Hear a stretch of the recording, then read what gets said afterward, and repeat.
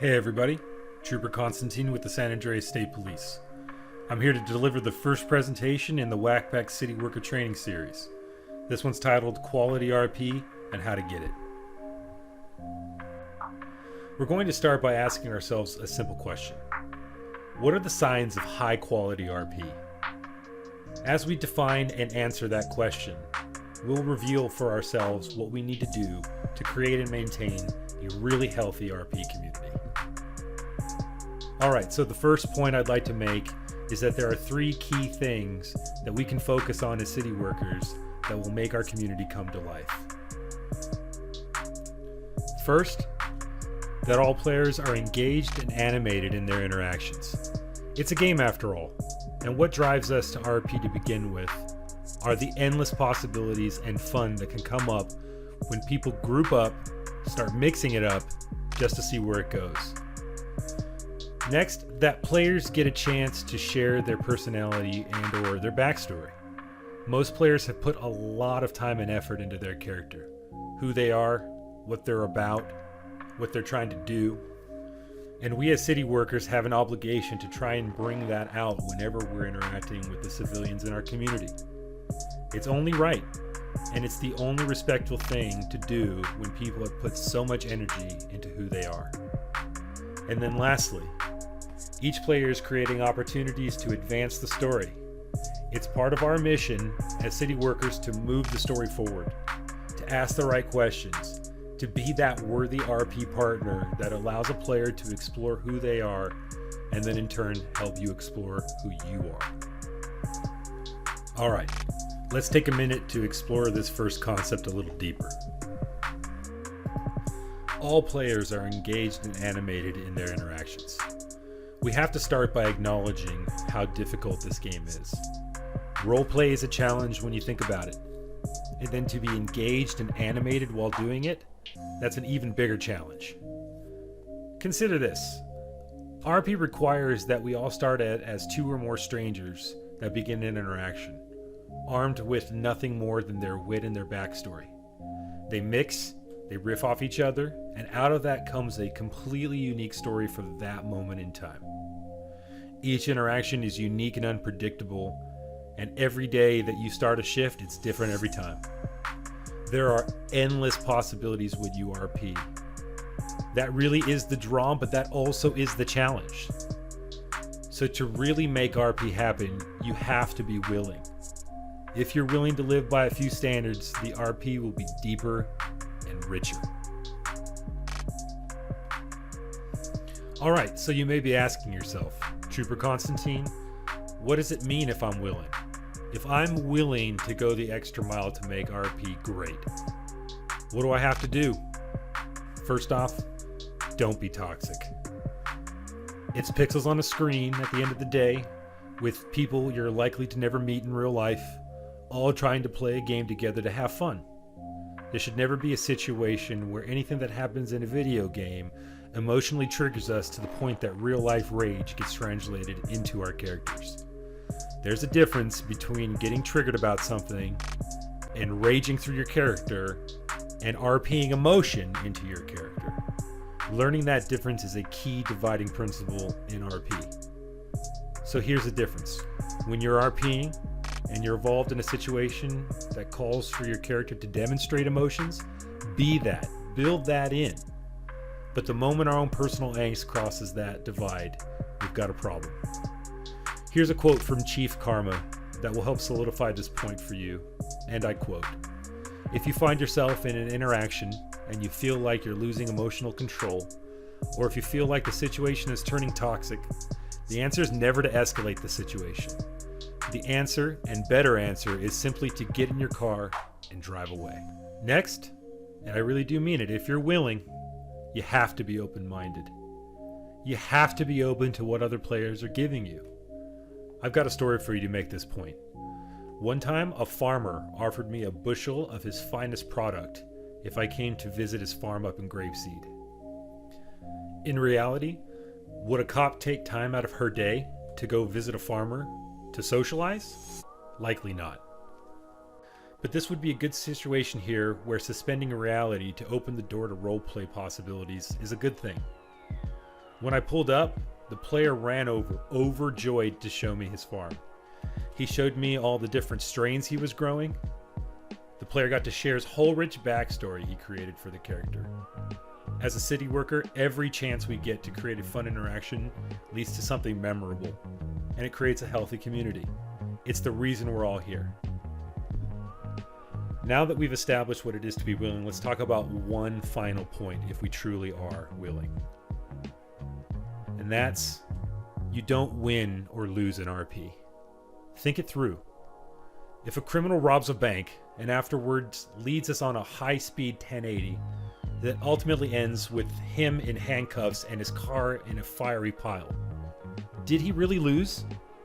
What if they're dying laughing and having a beer in the background, toasting each other to how fun it was? Did they really lose? If in another 1080, it ends up with you and all your compatriots being gunned down by a ruthless criminal, and in real life your heart is racing and your palms are sweating, did you really lose? Think about it and get back to me. All right, let's talk about the second sign of quality RP. Players get the chance to share their personality and/or backstory.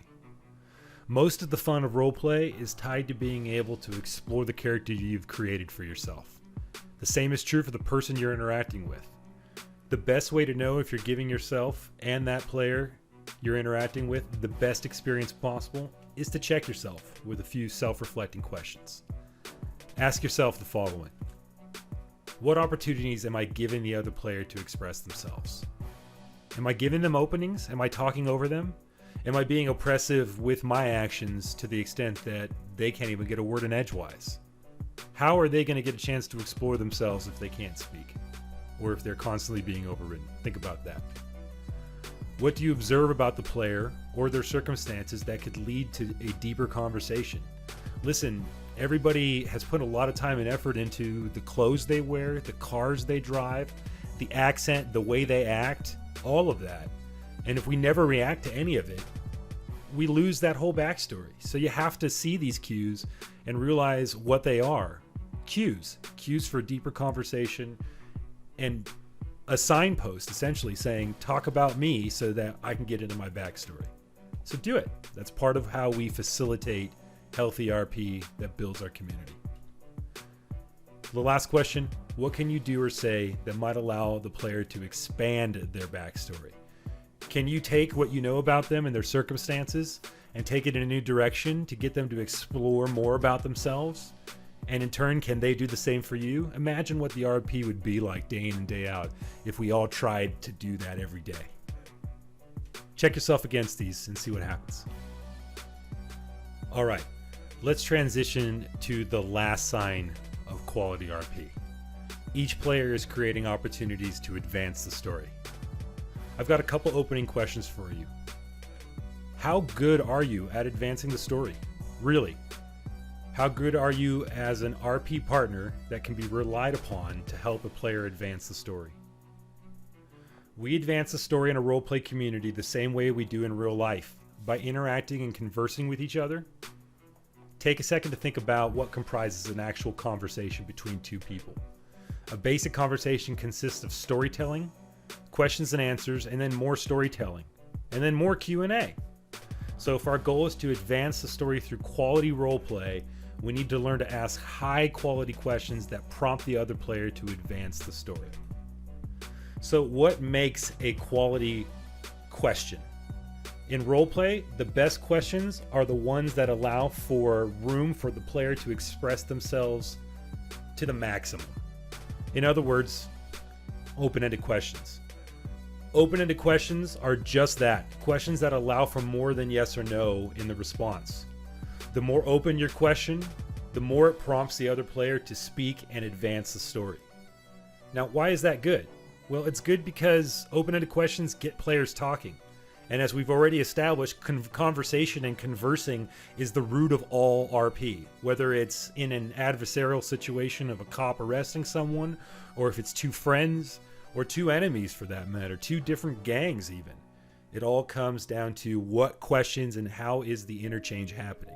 No matter what, the formula is always the same. Storytelling, Q&A, and reactions to all of it. That's what creates our environment, and that's what creates this whole feel we're trying to build here. I'll admit, trying to formulate open-ended questions on the fly while trying to RP can be really, really tough. When we're at work and at school, we're not programmed to ask open-ended questions. We don't practice it that much. The amount of time it would take to get through a conversation would mean we'd never get anything done. We are far more practiced in asking targeted questions that get us to the point so that we can move on and get to the next thing. In RP, it's not about rushing to the next thing. It's about the relationship. It's about the interaction. It's good to take time and get open-ended questions into the mix so that players have the opportunity and the flexibility to the maximum to respond in any way they want. So, because they are tough to make on the fly, I want you to try something I call the first word approach.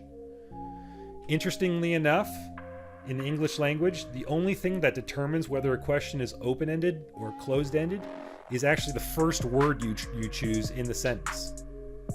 The first word determines if the question will be open or closed.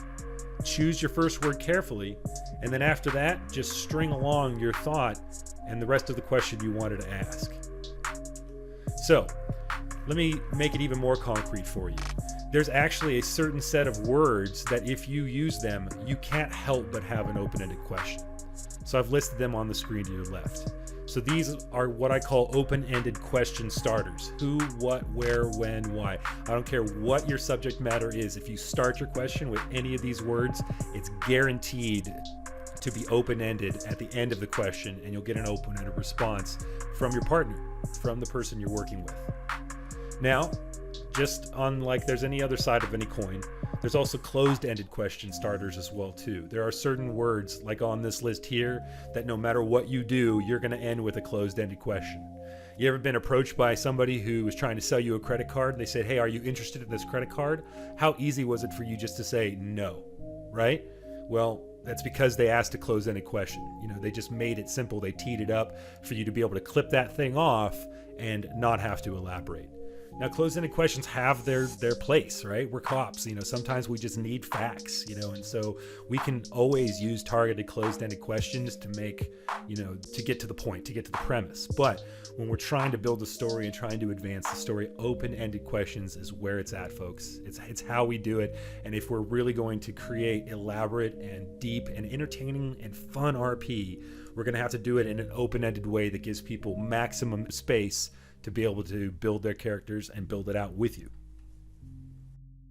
All right, well, that wraps up the first episode in the WACPAC City Workers training series. I'm Trooper Constantine. Thanks for hanging with me, and I appreciate you watching.